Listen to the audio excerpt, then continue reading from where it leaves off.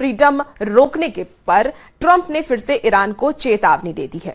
उन्होंने ये कहा है कि अगर ईरान से डील नहीं हुई तो पहले से कहीं भयानक हमला होगा।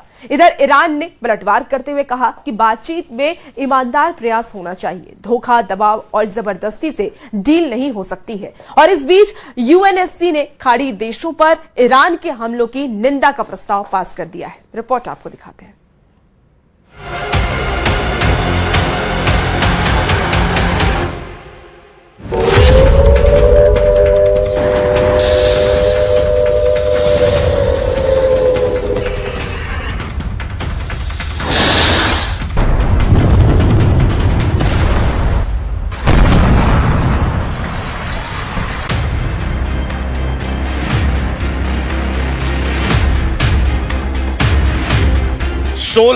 Anti tank missile, 70 mm hydra rocket और 1 मिनट में 625 राउंड गोलियां दागने वाले AH-64 अपाचे की रफ्तार थम क्यों गई है?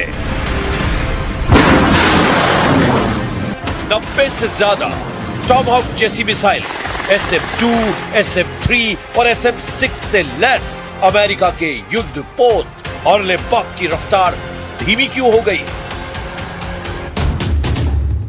हमने आपसी सहमति से यह तय किया कि नाकाबंदी पूरी तरह से लागू रहेगी, लेकिन हॉर्मुज से जहाजों की आवाजाही को रोकने वाले प्रोजेक्ट फ्रीडम को कुछ समय तक के लिए रोक दिया जाएगा, ताकि देखा जा सके कि समझौता हो पाता है या नहीं।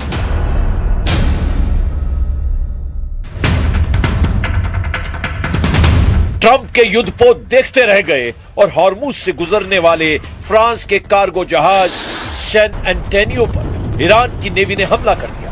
फ्रांस की मीडिया ने दावा किया कि इस हमले में जहाज को नुकसान हुआ और क्रू मेंबर्स घायल हो गए।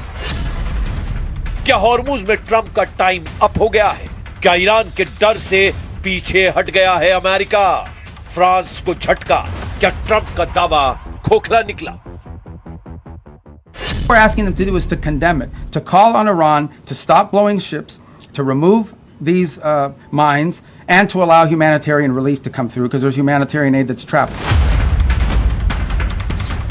हॉर्मुज तेल निर्यात का सबसे अहम गलियारा, जो एशिया के लिए सबसे जरूरी है, जो भारत की 50% कच्चे तेल की जरूरतों को पूरा करता है, जो चीन की तेल जरूरतों को पूरा करने का सबसे अहम रास्ता है।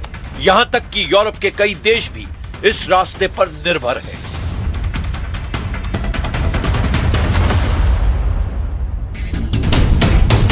ट्रंप ने ईरान से तनाव के बीच इस रास्ते पर धम से धप्पा बोल दिया।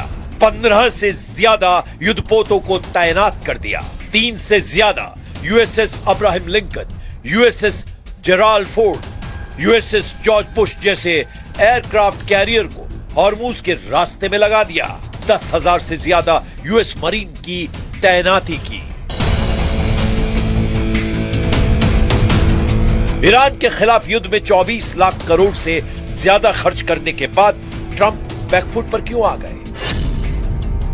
क्या ईरान ने ऐसा दबाव बनाया कि अमेरिकी जहाज रास्ता बदलने लगे? क्या फ्रांस के जहाज पर हमले और ड्रोन अलर्ट ने पश्चिमी गठबंधन की हवा निकाल दी? एक दिन पहले ईरान ने संयुक्त अरब अमीरात में सिर्फ जंग का ट्रेलर दिखाया था। इतने में ट्रंप बेदम हो गए। ट्रंप ने ईरान की उस शर्त को भी मान लिया जिसे वो करीब 1 महीने से मानने से इनकार कर रहे थे। सबसे बड़ा सवाल है क्यों? जिस ट्रंप ने कहा था कि हम हॉर्मुज से तेहरान को हटाकर दम लेंगे, हॉर्मुज में ईरान की नाकेबंदी हटने से पहले हम नहीं हटेंगे, नाकेबंदी हटने के बाद ही तेहरान से डील करेंगे, वही ट्रंप अब हॉर्मुज से दूरी बना रहे हैं। कभी यूएन पर सवाल खड़े करने वाले डोनाल्ड ट्रंप अब ईरान की शिकायत लेकर यूएन से मदद की गुहार लगा रहे हैं। ईरान ने आखिर ट्रंप को इतना मजबूर कैसे कर दिया? क्या मिडिल ईस्ट में अमेरिका की सुपर पावर वाली इमेज को सबसे बड़ा झटका लग चुका है? And so we're going to take it to the UN, and we're going to give it another chance to be a forum in which we're not even asking people like commit troops to the region and help blow up the Iranian boat. Hormuz straight सिर्फ समुद्री रास्ता नहीं, दुनिया की economy की सांस है। America और इजराइल के हमलों के बाद ईरान ने इस रास्ते की ऐसी घेरेबंदी की, अब यही रास्ता अमेरिका के लिए डर का कॉरिडोर बन गया। इस रास्ते में न सिर्फ अमेरिका के दम्भ की हवा निकल गई, बल्कि वो ईरान की शर्तों पर शांति समझौता करने के लिए तैयार हो गया है, क्योंकि ईरान ने ट्रंप की धमकियों के आगे सरेंडर नहीं किया। तेहरान पर हमले हुए तो उसने खाड़ी देशों को चौंका दिया। उसकी मिसाइल ताकत की धमक तेल अवीव में रहने वालों के कानों को सुन्न करने लगी। ड्रोन ताकत ने अमेरिका के प्लान अटैक को तितर बितर कर दिया। और ईरान ने सबसे बड़ा दांव हॉर्मुज़ में खेला।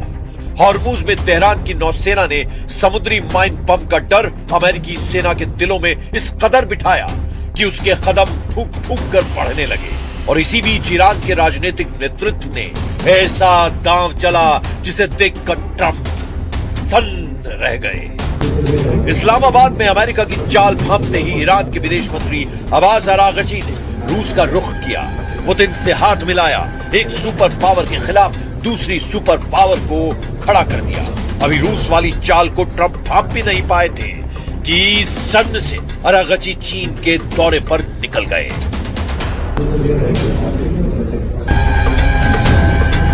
अब इस जंग में ईरान अकेला नहीं था। एक तरफ ड्रैगन तो दूसरी तरफ पुतिन जैसा फौलाद। अरागची के इस दो दौरों ने अमेरिका के हॉर्मुज़ दांव को बड़ा झटका दे दिया।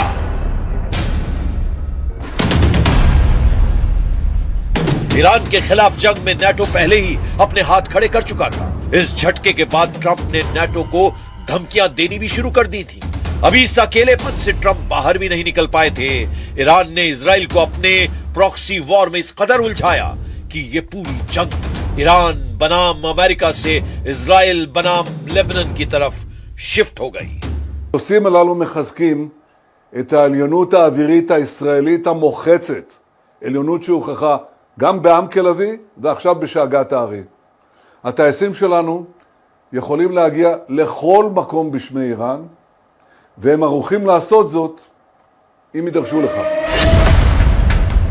तो क्या इजराइल इस भ्रम में जीने लगा कि वो आसमानी जंग का बादशाह है? अमेरिका के साथ की वजह से उसकी बादशाहत को कोई चुनौती नहीं दे सकता। लेकिन असली लड़ाई तो तेल बनाम पानी पर हो रही थी, और इस पानी के समंदर में ईरान ने माइन बिछा दिए थे। तो क्या 21वीं सदी में ईरान ने अमेरिका की स्ट्रेटेजी और जंग में सुपर पावर के भ्रम को तोड़ दिया है? क्या अब एक छोटे से गलियारे से भी सुपर पावर को चैलेंज किया जा सकता है? और अगर ईरान न्यूक्लियर डील में और मजबूत स्थिति में आया तो अमेरिका की ये पूरी कवायद बेकार चली जाएगी। तो क्या अमेरिका से सीधे युद्ध लड़ने की बजाय दबाव बनाने की ईरान की स्ट्रेटेजी काम कर गई?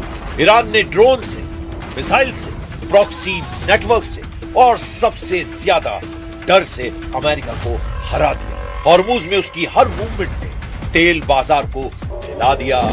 हर धमकी के बाद अमेरिका टेंशन में दिखा, और अब सोशल मीडिया से लेकर पश्चिमी मीडिया तक सवाल उठ रहा है, क्या ट्रंप का हॉर्मुज़ वाला दावा सिर्फ राजनीतिक शोबाजी थी?